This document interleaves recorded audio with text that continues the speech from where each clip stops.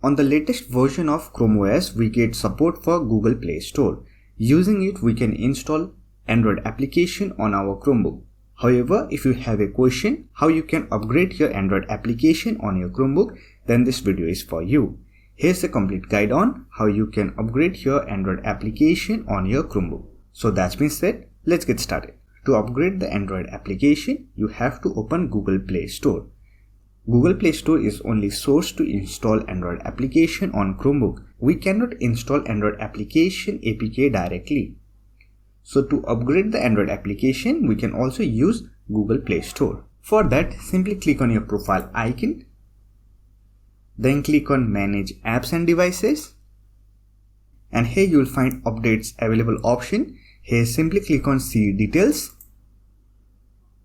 Now here you will find all your pending downloads. Now to update all the applications, simply click on Update All button and wait for the installation process to complete. Once all the download has been completed, simply close Google Play Store and restart your Chromebook. For that, simply click on this clock, Wi-Fi and battery icon. Here click on this power button and click on Restart the button. So that's it. This is how you can update your Android application on Chromebook.